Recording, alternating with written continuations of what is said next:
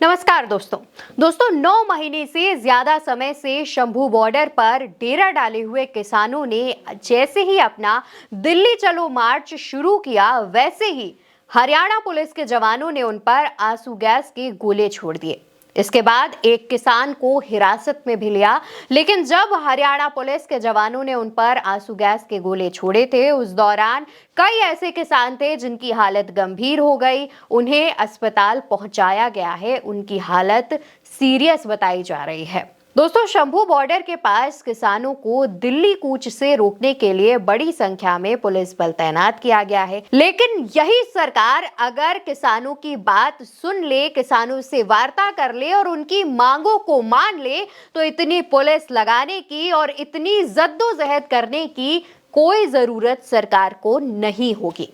लेकिन नहीं, किसान इस देश का अन्नदाता है, उसके बावजूद किसानों पर आंसू गैस के गोले दागने में सरकार को कोई दिक्कत नहीं है, लेकिन किसानों की मांगे मानने के लिए सरकारों को बड़ी दिक्कतें होती हैं। खास तौर पर केंद्र में बैठी मोदी सरकार, उसके कृषि मंत्री कुछ कहते नहीं है। खुद देश के दूसरे सर्वोच्च पद पर बैठे हुए उपराष्ट्रपति जगदीप धनखड़ ने भी भरे मंच से कृषि मंत्री से अपील की, उसके बावजूद एक बार भी कृषि मंत्री ने इस मामले पर संज्ञान नहीं लिया।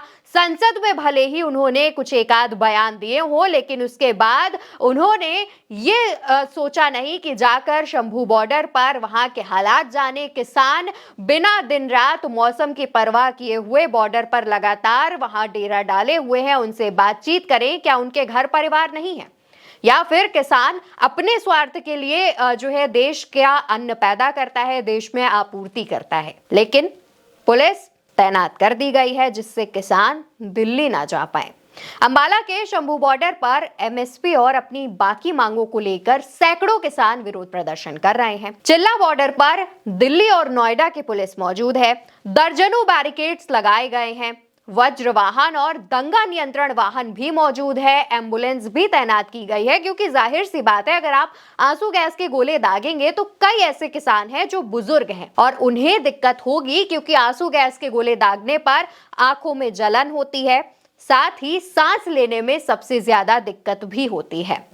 दोस्तों, जब पुलिस वालों की तरफ से आंसू गैस के गोले दागे गए, उस दौरान का जो वीडियो है वो भी सामने आया। वीडियो भी आपको दिखाते हैं, जहां पर पुलिस उस तरफ से पूरी तरीके से बैरिकेडिंग लगाए हुए है और आंसू गैस के गोले फेंक रही है किसानों की तरफ, जहां पर किसानों ने अपने मुंह को ढक रखा है, लेकिन उसके बावजूद जो धुआं है वो उनकी आंखों को नुकसान पहुंचा रहा है और साथ ही सांस लेने में भी दिक्कत हो रही है। जैसे ही पुलिस ने आंसू गैस का गोला किसानों की तरफ फेंका, वैसे ही कई मीडिया के लोग भी दिखाई दिए जो कि वहां से भागने की कोशिश कर रहे थे, क्योंकि जब आंसू गैस का गोला छोड़ा जाता है उस दौरान सांस लेने की दिक्कत होती है।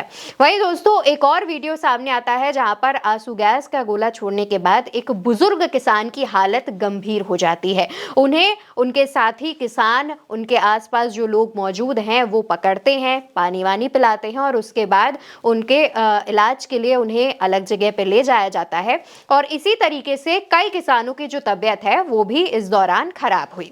अब आपको ये भी बता देते हैं कि जो पुलिस वाले हैं वो कितनी संख्या में सरकार ने तैनात किए हैं। सबसे पहली बात शंभू बॉर्डर की, जहां शंभू बॉर्डर पर हरियाणा पुलिस ने किसानों से दिल्ली कूच के लिए आगे नहीं बढ़ने को कहा था और कहा था कि हम भारतीय नागरिक सुरक्षा संहिता यानी BNSS की धारा 163 को लागू कर दिया है। हरियाणा सरकार ने मोबाइल इंटरनेट भी अंबाला और आसपास के क्षेत्रों में बंद कर दिया है और इसके अलावा भारी संख्या में पुलिस फोर्स और सुरक्षा के जवानों को तैनात किया गया है। दोस्तों, किसानों की जो मांगे हैं वो एमएसपी के अलावा कर्ज माफी, किसानों और खेत मजदूरों के लिए पेंशन और बिजली दरों में बढ़ोतरी ना करने की मांग है।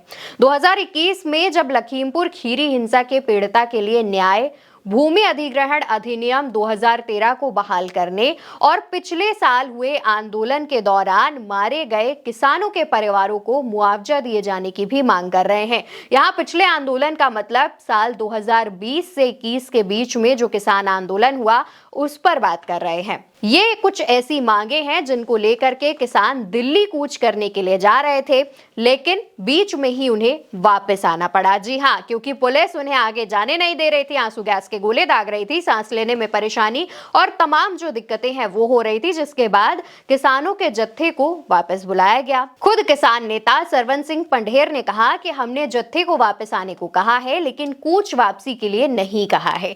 उन्होंने बताया है कि पुलिस से झड़प में 6 किसान घायल हो गए हैं। सरकार जिसने साल की शुरुआत में एमएसपी के लिए कानूनी गारंटी पर किसानों के साथ 4 दौर की बातचीत की थी, उसकी ओर से कहा गया कि वो उनके साथ चर्चा करने के लिए तैयार हैं। यानी कि यहाँ पर किसान नेता ने ये बात बता दी है कि इतना सब करने के बाद सरकार हमारे साथ चर्चा करने के लिए तैयार है। जब किसान दिल्ली कूच करने के लिए जा रहे थे, 6-7 किसानों की हालत खराब हो गई, सीरियस कंडीशन हो गई, उसके बाद सरकार ने सोचा कि चलो अब बात कर ही लेते हैं, क्योंकि उससे पहले सरकार जागती तो मीडिया में ये बात ही ना आती कि हाँ भाई सरकार ने किसानों पर एहसान कर दिया है। अब देखना होगा कि ये जो बातचीत है वो कितनी सफल होती है, सरकार किसानों की कितनी मांगे मानती है और क्या किसानों की जितनी मांगे हैं वो सारी की सारी सरकार मानेगी या फिर अपनी मांगे भी किसानों से मनवाएगी। देखने वाली बात होगी, लेकिन जैसा भी होगा, जो भी अपडेट इस पर आएगा वो हम आप तक जरूर पहुंचाएंगे, इसलिए चैनल को सब्सक्राइब करना मत भूलिएगा। वीडियो आप मेरे साथ उल्टा चश्मा यूसी पर देख रहे थे। मेरा नाम अवंतिका अवस्थी है।